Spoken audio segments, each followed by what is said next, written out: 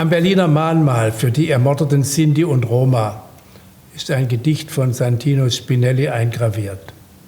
Stille, ein zerrissenes Herz, ohne Atem, ohne Worte, keine Tränen. 500.000 Sinti und Roma fielen während des Zweiten Weltkriegs dem ideologischen Vernichtungswahn der Nationalsozialisten zum Opfer.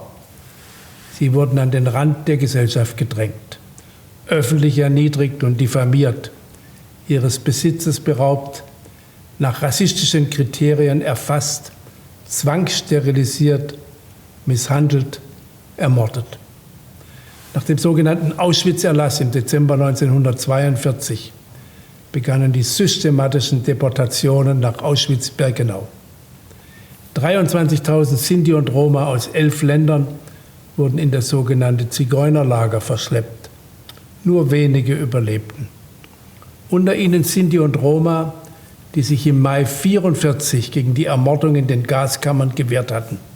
Mit Messern, Spaten, Brecheisen und Steinen. Die SS zog ab. Doch das Morden ging weiter. In der Nacht vom 2. auf den 3. August 1944 tötete die SS die in Auschwitz noch verbliebenen Sinti und Roma. Mehrere tausend Frauen, Kinder und alte Menschen. Das Schreien dauerte bis in die Nacht an, ist in den Akten des Auschwitz-Prozesses nachzulesen.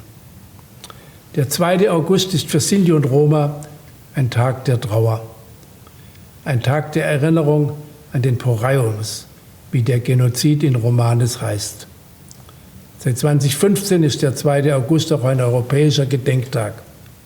Er ist wichtig, um ein öffentliches Bewusstsein über die leidvolle Geschichte der größten ethnischen Minderheit in Europa zu schaffen. Und das ist bitter notwendig.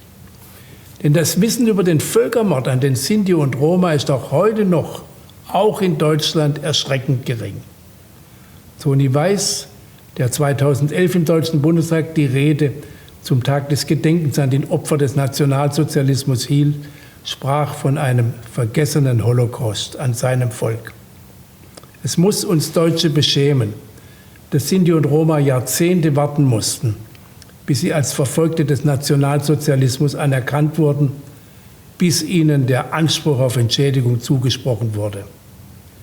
Die Wahrheit ist schmerzlich, aber nur mit ihr können wir unser Glück aufbauen, sagte die Auschwitz-Überlebende Philomena Franz. Zeitzeugen werden bald nicht mehr unter uns sein, weder Opfer noch Täter. Die Wahrheit bleibt und sie bleibt eine Zumutung. Jede Generation hat sich hier aufs Neue zu stellen. Aus der Erfahrung des Holocaust leitet sich die Selbstverpflichtung unseres Staates ab, die Würde jedes Menschen zu wahren und zu schützen. Auf diesem Fundament fußen unsere freiheitliche Rechtsordnung und ihre Werte. Das ist der Grundkonsens unserer Gesellschaft, der immer wieder verteidigt werden muss. Wir neigen dazu, die demokratische Ordnung für selbstverständlich zu halten. Das ist sie nicht, wie der Alltag und extremistische Tendenzen leider zeigen. Bis heute erfahren viele Sinti und Roma Ausgrenzung in der Schule, bei der Wohnungssuche, im Berufsleben. Aus Angst vor Diskriminierung verschweigen viele ihre ethnische Herkunft. Solange dies so ist, können wir nicht von gesellschaftlicher Normalität sprechen. Und deswegen ist die Arbeit der Expertenkommission des Bundesinnenministeriums zum Antiziganismus so wichtig. Es braucht mehr Aufklärung, Information, Austausch und Wissen über die wechselvolle Geschichte von Sinti und Roma, über ihre alte Sprache, ihre mündlich überlieferten Traditionen und Bräuche und über ihren Beitrag zur europäischen Kunst und Kultur, über ihr Leid.